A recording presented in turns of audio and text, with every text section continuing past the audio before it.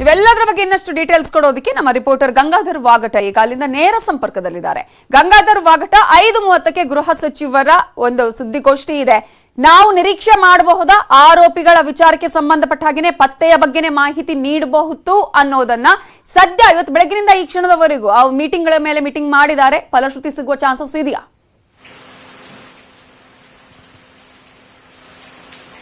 S Namita Jain, ಅಂದ್ರೆ ಈಗ ಬೆಳಗ್ಗೆಯಿಂದಲೂ ಕೂಡ ಹಿರಿಯ ಪೊಲೀಸ್ ಅಧಿಕಾರಿ ಜೊತೆ ಒಂದು ಚರ್ಚೆಯನ್ನ ಮಾಡಿದ್ರು. ಅದಲ್ಲದೆ ಏನು ಪ್ರಮುಖವಾಗಿ ಒಂದು ತಂಡ 6 ತಂಡಗಳಿತ್ತು. 6 ತಂಡಗಳಿಂದ ಕೂಡ ಏನು ಯಾವ ಆಯಾಮದಲ್ಲಿ ತನಿಖೆ ಮಾಡಲಾಗಿತ್ತು ಅದರಿಂದ ಕೂಡ ಮಾಹಿತಿಯನ್ನ ಸಂಗ್ರಹ ಮಾಡಿದ್ರು. ಜೊತೆಗೆ ಇನ್ನೊಂದು ಕುತೂಹಲಕರ ಸಂಗತಿ ಅಂದ್ರೆ ಮಧ್ಯಾಹ್ನ ಅಂದ್ರೆ ಕಳೆದ ಒಂದು ಗಂಟೆ ಹಿಂದೆ ಡಿಜಿಪಿ ಆಗಿರುವಂತಹ ಪ್ರವೀಣ್ ಸೂದ್ ಅವರ ಜೊತೆ ಒಂದು ಚರ್ಚೆಯನ್ನ ಮಾಡಿದ್ರು. ಹೀಗಾಗಿ ಅವರ ಬಳಿ ಒಂದು ಸಾಕಷ್ಟು ಚರ್ಚೆಗಳನ್ನ ಮಾಡಿ ಜೊತೆಗೆ ಈ ಒಂದು ಪ್ರಕರಣದ ತನಿಖಾಧಿಕಾರಿಯಾಗಿದ್ದಂತಹ ಎಡಿಜಿಪಿ ಪ್ರತಾಪ್ ರೆಡ್ಡಿ ಅವರ ಜೊತೆ ಕೂಡ ಮಾಹಿತಿ ಅವರ ಒಂದು ಸಭೆಯಲ್ಲಿ ಚರ್ಚೆಯನ್ನ ಮಾಡಿದ ಬಳಿಕ ಪತ್ರಿಕಾಗೋಷ್ಠಿಯ ಸಮಯನ ನಿಗದಿ ಮಾಡಿದ್ದಾರೆ. 5:30ಕ್ಕೆ ಸಂಜೆ 5:30ಕ್ಕೆ ಕಮಿಷನರ್ ಕಚೇರಿಯಲ್ಲಿ ಈ ಒಂದು ಪತ್ರಿಕಾಗೋಷ್ಠಿ ನಡೆಯಲಿರುವಂತದ್ದು. ಪತ್ರಿಕಾಗೋಷ್ಠಿಯಲ್ಲಿ ಡಿಜಿಪಿ ಪ್ರವೀಣ್ ಸೂದ್ ಸೇರಿದಂತೆ ಏನು ಗೃಹ ಸಚಿವರಾಗಿ ಸೇರಿದಂತೆ ಹಿರಿಯ ಪೊಲೀಸ್ ಅಧಿಕಾರಿಗಳು ಕೂಡ ಭಾಗಿಯಾಗಲಿದ್ದಾರೆ. ಈ ಒಂದು ಪತ್ರಿಕಾಗೋಷ್ಠಿಯಲ್ಲಿ ಈ ಆರೋಪಿಗಳ ಸುಳಿವು ಅಥವಾ ಯಾರನ್ನಾದರೂ ವಶಕ್ಕೆ ಪಡಲಾಗಿದೆ ಅನ್ನೋದ್ರ ಬಗ್ಗೆ ಕೂಡ ಹೇಳುವಂತಹ ಸಾಧ್ಯತೆಗಳಿದಾವೆ ಅನ್ನೋ ಬಗ್ಗೆ ಹೇಳಲಾಗ್ತಿರುವಂತದ್ದು ಸಾಕಷ್ಟು ಕುತೂಹಲಕರ ಇರುವಂತೆ. ಯಾಕಂದ್ರೆ ಕಳೆದ 2-3 ದಿನಗಳಿಂದ ಪ್ರತಿಪಕ್ಷಗಳ ಟೀಕೆಗೆ ಒಳಗಾಗಿದ್ರು.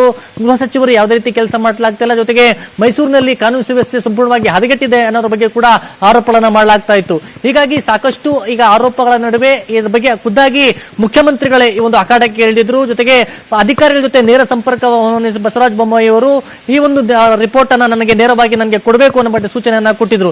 ಹೀಗಾಗಿ ಪೊಲೀಸರಿಗೆ ಒಂದು ಕಬ್ಬಿಣದ ಕಡಲೆ ಆಗಿತ್ತು. ಸಾಕಷ್ಟು ಸಿಸಿಟಿವಿಗಳನ್ನ ಫುಟೇಜ್ಗಳನ್ನ ಒಂದು ಪರಿಶೀಲನೆ ಮಾಡಲಾಗಿ ಜೊತೆಗೆ ಸಂತ್ರಸ್ತ ಯುವತಿಯ ಸ್ನೇಹಿತ ಆತನನ್ನ ವಿಚಾರಣೆ ಮಾಡಲಾಗಿ ಅವರ ಪೋಷಕರನ್ನ ವಿಚಾರಣೆ ಮಾಡಲಾಗಿ ಅದಲ್ಲದೆ ಒಂದು ಸಾಕಷ್ಟು ಮಾಹಿತಿಯನ್ನ ಕಲೆ ಹಾಕಿದ್ದಾರೆ. ಒಂದು ಕ್ಲೂ ಕೂಡ ಸಿಕ್ಕಿದೆ ಅಂತ ಹೇಳಲಾಗ್ತಾ ಇದೆ.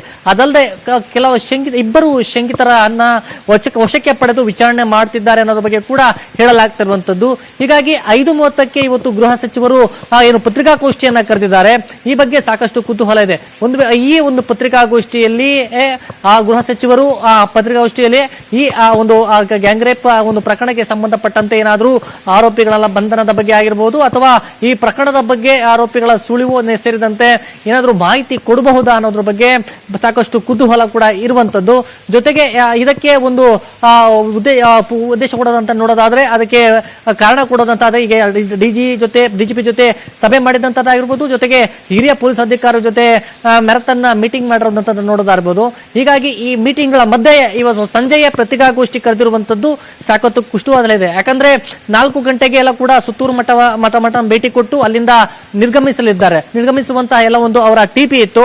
ಆದ್ರೆ ಇವತ್ತು ಸಭೆಯ ಬಳಿಕ ಅವರು 5:30ಕ್ಕೆ ನಾನು ಪತ್ರಿಕಾಗೋಷ್ಠಿಯನ್ನ ಮಾಡ್ತೀನಿ ಅದ್ರ ಬಗ್ಗೆ ಹೇಳಿದ್ರು. ಹೀಗಾಗಿ ಈ ಎಲ್ಲ ಒಂದು ಬೆಳವಣಿಗೆಗಳನ್ನ ನೋಡೋದಾದ್ರೆ ಎಲ್ಲ ಒಂದ್ ಕಡೆ ಒಂದು ಈ ಆರೋಪಿಗಳು ಶಂಕಿತ ಆರೋಪಿಗಳೇನಾದ್ರೂ ಪೊಲೀಸರ ಬಲೆಗೆ ಬಿದ್ದಿದ್ದಾರಾ ಅನ್ನೋ ಬಗ್ಗೆ ಕೂಡ ಒಂದು ಅನುಮಾನ ವ್ಯಕ್ತ ಆಗ್ತಾರಂತ. ಜೊತೆಗೆ ಪೊಲೀಸರು ಒಂದು ಮೂಲಗಳ ಪ್ರಕಾರ ಇಬ್ಬರ ಶಂಕಿತರನ್ನ ಕೂಡ ವಶಕ್ಕೆ ಪಡೆದುಕೊಂಡು ವಿಚಾರಣೆ ಮಾಡ್ತಿದ್ದಾರೆ ಅಂತ ಹೇಳಲಾಗ್ತಾ ಇದೆ. ಹೀಗಾಗಿ ಪೊಲೀಸರು ಕೇವಲ ಯುವಕ ಕೊಟ್ಟಂತ ಹೇಳಿಕೆಯನ್ನು ಹೊರತುಪಡಿಸಿ ಬೇರೆ ಅವರ ಕಾಲೇಜು ಆಗಿರ್ಬೋದು ಅಥವಾ ಸಿಸಿಟಿವಿ ಫುಟೇಜ್ ಆಗಿರ್ಬೋದು ಈ ಯುವಕನ ಸ್ನೇಹಿತರನ್ನ ಕೆಲವು ವಿಚಾರಣೆಗೊಳಪಡಿಸಿ 4 ಆಯಾಮಗಳಲ್ಲಿ ತನಿಖೆಯನ್ನು ನಡೆಸ್ತಾ ಇದ್ದಾರೆ. ಅದರಲ್ಲಿ 2 ಟೀಮ್ ಏನಿತ್ತು ಆ ಟೀಮ್ ಟೆಕ್ನಿಕಲ್ ಆಯಾಮದಲ್ಲಿ ತನಿಖೆಯನ್ನ ಮಾಡಿದ್ರು. ಒಂದು ಟವರ್ ಲೊಕೇಶನ್ ಡಂಪ್ ಮಾಡಿಕೊಂಡು ಜೊತೆಗೆ ಆ ಸಿಸಿಟಿವಿಗಳನ್ನ DVR ಸೀಸ್ ಮಾಡಿದ್ರು.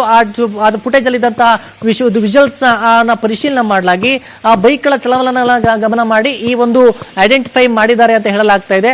ಸದ್ಯ 5:30ಕ್ಕೆ ಯಾವ ರೀತಿ ಒಂದು ಸ್ಪಷ್ಟನೆ ಈ ಪ್ರಕರಣಕ್ಕೆ ಯಾವ ರೀತಿ ತಿಲಾಂಜಲಿಯನ್ನು ಇಡ್ತಾರಾ ಅಥವಾ ಪ್ರಕರಣದ ಬಗ್ಗೆ ಒಂದು ಹೊಸ ತಿರುವು ಪಡ್ಕೊಳ್ಳುತ್ತಾ ಅನ್ನೋದು ಕೂಡ ನೋಡ್ಬೇಕಾಗುತ್ತೆ. ಗಂಗಾಧರ್, ಇವತ್ತು ಅಂದ್ರೆ 2 ದಿನಗಳಿಂದ ಈ ಒಂದು ಪ್ರಕರಣ ಸಾಕಷ್ಟು ಸುದ್ದಿ ಮಾಡ್ತಾ ಇದೆ. ಎಲ್ಲರ ಆತಂಕಕ್ಕೆ ಕಾರಣ ಆಗಿದೆ. ಆರೋಪಿಗಳು ಯಾರು ಪತ್ತೆ ಹಚ್ಚಲಾಯ್ತಾ ಇವೆಲ್ಲದರ ಬಗ್ಗೆ ಕೂಡ ಎಲ್ಲರಿಗೂ ಒಂದು ರೀತಿಯ ಆತಂಕ ಇದೆ. ಗೃಹ ಸಚಿವರು ಮೈಸೂರಿಗೆ ಹೋಗಿಲ್ಲ ಅನ್ನುವಂತಹ ಆರೋಪ ಇತ್ತು. ಅವರ ಮಾತಿನ ಬಗ್ಗೆ ಸಾಕಷ್ಟು ವಿವಾದ ಆಯಿತು, ಆರೋಪಗಳು ಬಂತು. ಇವೆಲ್ಲವನ್ನ ಹೊರತುಪಡಿಸಿದ್ರೆ ಸ್ಥಳ ಪರಿಶೀಲನೆ ಸಂದರ್ಭದಲ್ಲಿ ಯಾಕೆ ಅಷ್ಟೊಂದು ಅರ್ಜೆಂಟ್ ಮಾಡಿದ್ರು? ಅಂದ್ರೆ ಮೀಟಿಂಗ್ಗಳ ಮೇಲೆ ಮೀಟಿಂಗ್ ಇತ್ತು ಅನ್ನುವಂತಹ ಕಾರಣಕ್ಕಾಗ ಸೀರಿಯಸ್ ಆಗಿದ್ದಾರೆ ಅಂತ ಅನ್ಸುತ್ತಾ ಗೃಹ ಸಚಿವರು?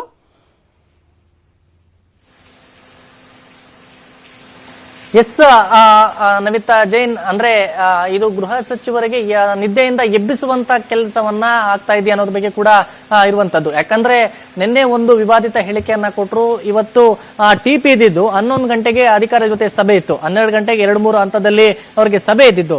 ಆದ್ರೆ ಕೇವಲ ಪೊಲೀಸ್ ಅಕಾಡೆಮಿಗೆ ಹೋಗಿ ಅಲ್ಲಿ 2-3 ಗಂಟೆಗಳ ಕಾಲ ಟೈಮ್ ಸ್ಪೆಂಡ್ ಮಾಡಿ ಅಲ್ಲಿ ಕಾಲಹರಣ ಮಾಡುವಂತ ಕೆಲಸವನ್ನ ಮಾಡಿದ್ರು. ಆದ್ರೆ ಮಾಧ್ಯಮಗಳಲ್ಲಿ ಯಾವಾಗ ವರದಿ ಬರ್ತಾ ಇತ್ತು ಅನಂತರ ಕೂಡಲೇ ಎಚ್ಚೆತ್ತುಕೊಂಡು 1 ಗಂಟೆಗೆ ಏನು IGP ಕಚೇರಿಯಲ್ಲಿ ಪತ್ರಿಕಾ ಅಂದ್ರೆ ಅಲ್ಲಿ ಒಂದು ಸಭೆಯನ್ನ ಮಾಡಿದ್ರು. ಏನು ಪ್ರತಾಪ್ ರೆಡ್ಡಿ ಜೊತೆ ಆಗಿರ್ಬೋದು, ಚಂದ್ರಗುಪ್ತ ಸೇರಿ ಒಂದು ಸಭೆಯನ್ನ ಮಾಡಿ ಕೇವಲ 1 ಗಂಟೆಯಲ್ಲಿ ಸಭೆ ಮುಗಿಸ್ಕೊಂಡು 2 ಗಂಟೆಗೆ ಅಲ್ಲಿಂದ ಹೊರಟಿರುವಂತದ್ದು. ಹೀಗಾಗಿ 2 ಗಂಟೆಗೆ ಹೊರಟು ನೇರವಾಗಿ ಅನಂತರ ಸ್ಥಳಕ್ಕೆ ಬರಲಿಲ್ಲ. ಅಂದ್ರೆ ಬೆಳಗ್ಗೆ ಅವರು ಬಂದಂತ ಸಂದರ್ಭದಲ್ಲಿ ಸ್ಥಳಕ್ಕೆ ಬರ್ತಾರೆ ಅನ್ನೋದ್ರ ಬಗ್ಗೆ ಮಾಹಿತಿ ಇತ್ತು, ಆದ್ರೆ ಸ್ಥಳಕ್ಕೆ ಹೋಗಿಲ್ಲ ಅನ್ನೋದ್ರ ಬಗ್ಗೆ ಕೂಡ ವರದಿಯನ್ನ ಮಾಡಲಾಗಿತ್ತು. ಅನಂತರ ಅವರು ಸ್ಥಳಕ್ಕೆ ಹೋಗಿ ಪರಿಶೀಲನೆ ಮಾಡಿ ಕೆಲವೇ ಕ್ಷಣಗಳಲ್ಲಿ ಅವರು ರಿಟರ್ನ್ ಆದ್ರು. ಹೀಗಾಗಿ ಸಾಕಷ್ಟು ಈಗ ಗೃಹ ಸಚಿವರ ಮೇಲೆ ಆರೋಪಗಳಿರುವಂತದ್ದು ಏನಂದ್ರೆ ಸರಿಯಾಗಿ ಅವರು ಅಧಿಕಾರಿಗಳಿಗೆ ಚುರುಕು ಮುಟ್ಟಿಸುವಂತ ಕೆಲಸ ಮಾಡ್ತಾ ಇಲ್ಲ, ಕೇವಲ ಕಾಲಹರಣ ಮಾಡೋಕೆ ಮೈಸೂರಿಗೆ ಬಂದಿದ್ದಾರೆ ಅನ್ನೋ ಬಗ್ಗೆ ಕೂಡ ಆರೋಪಗಳು ಕೇಳಿ ಬರ್ತಾ ಇದ್ರು. ಇದರ ಬೆನ್ನಲ್ಲೇ ಈಗ ಸುತ್ತೂರು ಮಠಕ್ಕೆ ಭೇಟಿ ಕೊಟ್ಟು ಆ ಸುತ್ತೂರು ಮಠದ ಭೇಟಿ ಬಳಿಕ ಪತ್ರಿಕಾಗೋಷ್ಠಿಯಲ್ಲಿ ಭಾಗವಹಿಸಕ್ಕೆ ಅಂದ್ರೆ ಅಲ್ಪ ಪತ್ರಿಕಾಗೋಷ್ಠಿಯನ್ನು ನಡೆಸಿ ಅಲ್ಲಿ ಈ ಪ್ರಕರಣದ ಬಗ್ಗೆ ಮಾಹಿತಿ ಕೊಡೋಕೆ ಈಗ ಮಾಹಿತಿ ಅಂದ್ರೆ ಒಂದು ಮಾಹಿತಿ ಕೊಟ್ಟಿದ್ದಾರೆ. ಸದ್ಯ ಈ ಒಂದು ಪತ್ರಿಕಾಗೋಷ್ಠಿಯಲ್ಲಿ ಯಾವ ರೀತಿ ಮಾಹಿತಿಯನ್ನ ಕೊಡ್ತಾರೆ, ಅದರ ಪ್ರಕರಣದ ತನಿಖೆಯ ಒಂದು ತಿರುವು ಯಾವ ರೀತಿ ಪಡ್ಕೊಳ್ಳುತ್ತೆ ಅನ್ನೋದು ಕೂಡ ನೋಡ್ಬೇಕಾಗುತ್ತೆ. ನವಿತಾ ಜೈನ್, ಗಂಗಾಧರ್, ಈಗ ಕಳೆದ 2 ದಿನದಲ್ಲಿ ನಾವು ಮೊನ್ನೆ ಮಂಗಳವಾರದಿಂದ ನೋಡ್ತಾ ಇದೀವಿ ಈ ಪ್ರಕರಣವನ್ನ. ಆರೋಪಿಗಳ ಪತ್ತೆಗೆ ಸಾಕಷ್ಟು ಪೊಲೀಸರು ಹರಸಾಹಸ ಮಾಡ್ತಾ ಇದ್ದಾರೆ, ಸುಳಿವು ಸಿಗ್ತಾ ಇಲ್ಲ ಅಂತ ಹೇಳಿ ಬೇರೆ ಬೇರೆ ತಂಡಗಳನ್ನ ಕೂಡ ರಚನೆ ಮಾಡಲಾಗಿದೆ. ಸದ್ಯಕ್ಕೆ ಈಗ ನೋಡಿದ್ರೆ ಅಂದ್ರೆ 5:30 ವೇಳೆಗೆ ಗೃಹ ಸಚಿವರೇ ಆ ಒಂದು ಸುಳಿವನ್ನ ಬಿಟ್ಟು ಕೊಡಬಹುದು. ತನಿಖೆ ಆಲ್ಮೋಸ್ಟ್ ಇವತ್ತೇ ಕಂಪ್ಲೀಟ್ ಆಗುವಂಥದ್ದು, ಅಂದ್ರೆ ಆರೋಪಿಗಳ ಪತ್ತೆಯ ವಿಚಾರಕ್ಕೆ ಪಟ್ಟಂತೆ ನೋಡೋದಾದ್ರೆ ಆಗಬಹುದು ಅಂತ ಅನ್ಸತ್ತಾ ಹೇಗೆ ಅಂತ ಹೇಳಿ? ನೀವು ಅಲ್ಲಿಗ ನೋಡ್ತಾ ಇದ್ರೆ ಯಾವ್ಯಾವ ರೀತಿಯಾಗಿ ತನಿಖೆ ಎಲ್ಲ ಆಗ್ತಾ ಇದೆ ಅನ್ನೋದ್ರ ಬಗ್ಗೆ. ಎಸ್, ಖಂಡಿತವಾಗಿಯೂ ಕೂಡ ಅದರ ಬಗ್ಗೆ ಬಹಳ ಕುತೂಹಲವಿದೆ. ಯಾಕಂದ್ರೆ ಅಧಿಕಾರಿಗಳ ಜೊತೆ ಇವರು ಮಧ್ಯಾಹ್ನ ಮೀಟಿಂಗ್ ಮಾಡಿದಂತಹದ್ದಾಗಿರ್ಬೋದು, ಕೂಡಲೇ ಬೆಂಗಳೂರಲ್ಲಿದ್ದಂತಹ DGP ಪ್ರವೀಣ್ ಸೂದ್ ಅವರು ಮೈಸೂರಿಗೆ ಬಂದು ಗೃಹ ಸಚಿವರನ್ನ ಭೇಟಿಯಾಗಿರುವಂತದ್ದು, ಮತ್ತೆ ಈ ಪ್ರಕರಣದ ಬಗ್ಗೆ ಅವರು ಗೆಸ್ಟ್ ಹೌಸ್ ನಲ್ಲಿ ಸಭೆ ಮಾಡಿ ಚರ್ಚೆ ಮಾಡಿದ್ದು, ಅವರಿಬ್ಬರೇ ಪ್ರತ್ಯೇಕವಾಗಿ ಚರ್ಚೆ ಮಾಡಿದ್ದಾರೆ. ಜೊತೆಗೆ ಇವ್ರ ಬಗ್ಗೆ ರಾತ್ರಿ ಬಂದಂತ ಸಂದರ್ಭದಲ್ಲಿ ಕಳೆದ ಒಂದು 45 ನಿಮಿಷಗಳ ಕಾಲ ಅಧಿಕಾರಿಗಳ ಜೊತೆ ಚರ್ಚೆಯನ್ನ ಮಾಡಿರುವಂತದ್ದಲ್ಲದೆ ಇವತ್ತು ಕೂಡ ಚರ್ಚೆಯನ್ನ ಮಾಡಿದ್ದಾರೆ. ಹೀಗಾಗಿ ಇವರು 4-5 ಆಯಾಮಗಳಲ್ಲಿ ಏನು ತನಿಖೆಯನ್ನ ಮಾಡಿದ್ದು ಅದ್ರ ಬಗ್ಗೆ ಸಂಪೂರ್ಣವಾಗಿ ಇವರು ರಿಪೋರ್ಟ್ ಅನ್ನ ತೆಗೆದುಕೊಂಡಿದ್ದಾರೆ. ಅದಲ್ಲದೆ ಸಭೆಯ ಬಳಿಕ ಅವರು ಸ್ಪಷ್ಟತೆ ಅಂದ್ರೆ ಬೆಳಿಗ್ಗೆಯಿಂದಲೂ ಹೇಳ್ತಾ ಇದ್ರು, ಸಭೆಯ ಬಳಿಕ ನಾನೊಂದು ಮಾಹಿತಿಯನ್ನ ಮಾಧ್ಯಮಗಳಿಗೆ ಕೊಡ್ತೀನಿ ಅಂತ. ಹೀಗಾಗಿ ಸಭೆಯ ಬಳಿಕ ಅವರು ಹೇಳಿರುವಂತದ್ದು 5:30ಕ್ಕೆ ನಾನು ಪತ್ರಿಕಾಗೋಷ್ಠಿಯನ್ನ ಮಾಡ್ತೇನೆ, ಅಲ್ಲೇ ಈ ಪ್ರಕರಣದ ಬಗ್ಗೆ ಮಾಹಿತಿ ಕೊಡ್ತೀನಿ ಅಂತ. ಹೀಗಾಗಿ ಇದೆಲ್ಲ ಬೆಳವಣಿಗೆಗಳನ್ನ ನೋಡೋದಾದ್ರೆ ಈ ಪತ್ರಿಕಾಗೋಷ್ಠಿಯಲ್ಲಿ ಆರೋಪಿಗಳ ಬಗ್ಗೆ ಮಾಹಿತಿ ಕೊಡುವಂತಹ ಸಾಧ್ಯತೆಗಳಿದ್ದಾವೆ ಅಂತ ಹೇಳಲಾಗ್ತಾ ಇದೆ. ಜೊತೆಗೆ ಆರೋಪಿತರ ಆ ಒಂದು ಘಟನೆ ನಡೆದಂತಹ ಸಂದರ್ಭ ಹೇಗೆ, ಅಲ್ಲಿ ಯಾರ್ಯಾರಿದ್ರು ಅನ್ನೋದ್ರ ಬಗ್ಗೆ, ಮತ್ತೆ ಈ ಒಂದು ಪ್ರಕರಣ ಕಾರ್ಯಾಚರಣೆ, ಪೊಲೀಸರ ಕಾರ್ಯಾಚರಣೆ ಹೇಗಿತ್ತು, ಅವರಿಗೆ ಯಾವ ರೀತಿ ಕ್ಲೂ ಸಿಕ್ಕಿದೆ, ಈ ಎಲ್ಲ ಒಂದು ಅಂಶಗಳನ್ನ ಆಧಾರಿತವಾಗಿ ಪ್ರೆಸ್ ಮೀಟ್ ಅಲ್ಲಿ ಗೃಹ ಸಚಿವರು ಹೇಳಬಹುದು ಅನ್ನೋ ಒಂದು ಕುತೂಹಲ ಕೂಡ ಇರುವಂತದ್ದೇ. ಈ ಕುತೂಹಲಕ್ಕೆ ಕಾರಣವಾಗಿರುವಂತದ್ದು ಬೆಳಗ್ಗೆಯಿಂದಲೂ ಕೂಡ ಮ್ಯಾರಥಾನ್ ಆಗಿ ಅಧಿಕಾರಿಗಳ ಜೊತೆ ಸಭೆ ಮಾಡಿದ್ದು, ಜೊತೆಗೆ DGP ಜೊತೆ ಸಭೆ ಮಾಡಿ ಈ ಒಂದು ಪ್ರಕರಣದ ಬಗ್ಗೆ ಅಂದ್ರೆ ಸಮಯವನ್ನ ನಿಗದಿ ಮಾಡಿ ಇವತ್ತೇ ಪತ್ರಿಕಾಗೋಷ್ಠಿಯನ್ನ ಅಂದ್ರೆ ಮಾಡಕ್ಕೆ ಮುಂದಾಗಿರುವಂತದ್ದು. ಏನು ಬೆಳಗ್ಗೆ ಅಂದ್ರೆ ರಾತ್ರಿ ಮೈಸೂರಿಗೆ ಬಂದ್ರು, ಇವತ್ತೇ ಒಂದು ಪತ್ರಿಕಾಗೋಷ್ಠಿಯನ್ನ ಮಾಡಿ ಈ ಪ್ರಕರಣದ ಬಗ್ಗೆ ಮಾಹಿತಿ ಕೊಡ್ತೀನಿ ಅಂತ ಹೇಳಿದ್ದಾರೆ. ಹೀಗಾಗಿ ಸಾಕಷ್ಟು ಕುತೂಹಲ ಇದೆ ಈ ಪ್ರಕರಣದಲ್ಲೇ. ಒಂದು ಯಾವ ರೀತಿ ಒಂದು ಸ್ಪಷ್ಟನೆಯನ್ನ ಮಾಹಿತಿಯನ್ನ ಕೊಡಬಹುದು, ಆರೋಪಿಗಳ ಬಗ್ಗೆ ಏನಾದರೂ ಸುಳಿವು ಕೊಡಬಹುದಾ, ಅಥವಾ ಏನಾದರೂ ಆರೋಪಿಗಳನ್ನ ವಶಕ್ಕೆ ಅಥವಾ ಬಂಧನ ಏನಾದರೂ ಮಾಡಿದ್ದಾರಾ, ಮತ್ತೆ ಈ ಪ್ರಕರಣದ ಸತ್ಯಾಸತ್ಯತೆ ಏನು ಅನ್ನೋದ್ರ ಬಗ್ಗೆ ಕೂಡ ಮಾಹಿತಿ ಕೊಡಬಹುದು ಅನ್ನೋ ನಿಟ್ಟಿನಲ್ಲಿ ಸಾಕಷ್ಟು ಕುತೂಹಲ ಇದೆ. Navita Jain, okay, thank you Gangadhar ವಾಗಟ ಡೀಟೇಲ್ಸ್.